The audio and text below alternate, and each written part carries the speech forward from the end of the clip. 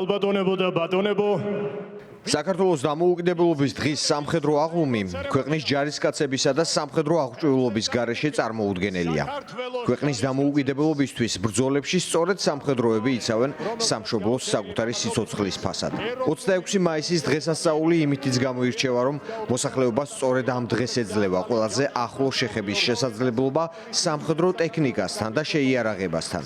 და რა იყო ამ თვალსაზრისით ახალი წელს. საქართველოს თავდაცვის ძალებმა წარმოადგენს 2018 წელს შეძენილი საჰაერო თავდაცვის ფრანგული სისტემა მისტრალი. თუმცა სიახლე იყო თურქული ჯავშანმანქანა ვურანი, რომელიც 2024 წელს შეიძინა თავდაცვის სამინისტრომ. წარმოდგენილი გვყავს სხვადასხვა ტიპის ტექნიკა, როგორიც არის ჰაერსაწინააღმდეგო, ტანკსაწინააღმდეგო, ასევე მიღებული გვაქვს ახალი ჯავშან ტექნიკა, რომელიც არის ვურანი, რომლითაც გადაიარაღდა თავდაცვის ძალები.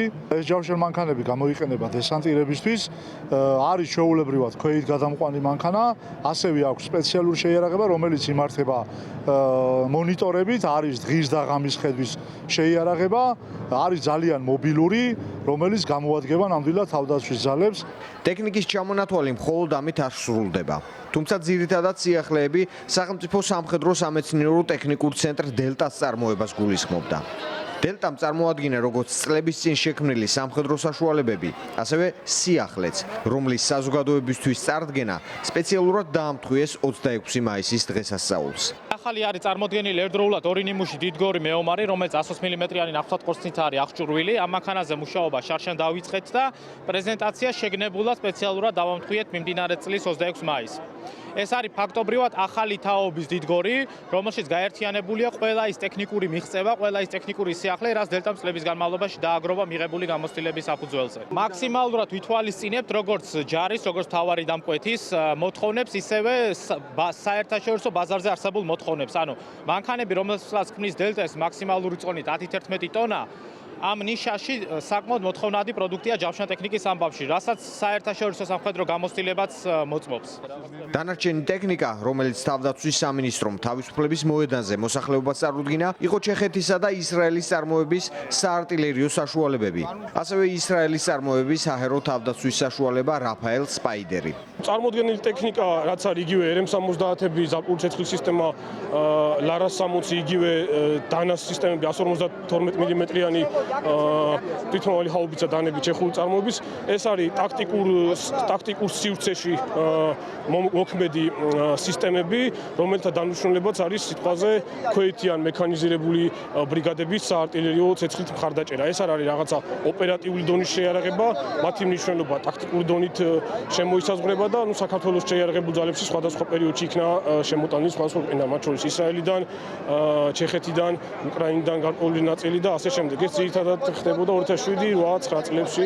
ახალი რაც არის წარმოდგენილი ვურანის ტიპის ჯავშანმანქანები არის, ეს არის თურქული წარმოების კომპანია BMC-ის წარმოების MRAP-ის კლასის ჯავშანმანქანები, რომელიც ბოლო პერიოდში შემოვიდა საქართველოს თავდაცვის ძალებში. დანარჩენი ტექნიკა წინა წლებში ძველი შეძენილი არის ძირითადად. სამხედრო მიმომხილველები თვლიან, რომ 26 მაისის დღესასწაულის სამხედრო კომპონენტი დიდად გამორჩეული არ ყოფილა, რადგან აქცენტი გაკეთდა მსუბუქად შეჯავშნულ სამხედრო მანქანებზე. იმ დროს, როდესაც სხვა ქვეყნებს დაუფარავად აქვთ აქცენტი გაკეთებული სხვა ტიპის შეიარაღების შეძენაზე. ეს უკრაინაში რუსეთის ომმა განაპირობა. რაც რეალურად ჭირდება საქართველოს თავდაცვის ძალებს, ეს არის იმ ტიპის ტექნიკა, რომელიც პოტენციური მოწინააღმდეგის სამხედრო ძალების წინააღმდეგ პრევენციული დარტყმის საშუალებას მისცემდა.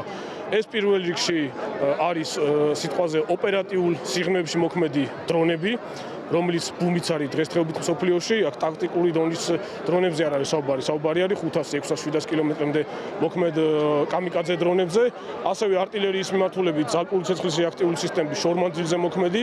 უპილოტო საფრენი აპარატები, რაზეც მთელი მსოფლიო შეიარაღებული ძალები საუბრობენ, თავისუფლების მოედანზე მხოლოდ მოხალისეობრივ ორგანიზაციას, მაზნიაშვილის სახელობის ლეგიონს ჰქონდა წარმოდგენილი. წელსაც, ისევე როგორც შარშან, ქართველი სამხედროების გვერდით არ ჩანდნენ პარტნიორი სამხედროები ამერიკის შეერთებული შტატებიდან. თუმცა დამოუკიდებლობის დღეს ამერიკული შეიარაღება მაინც გამოჩნდა. ცაში UH-1H-ი, იროკეზები.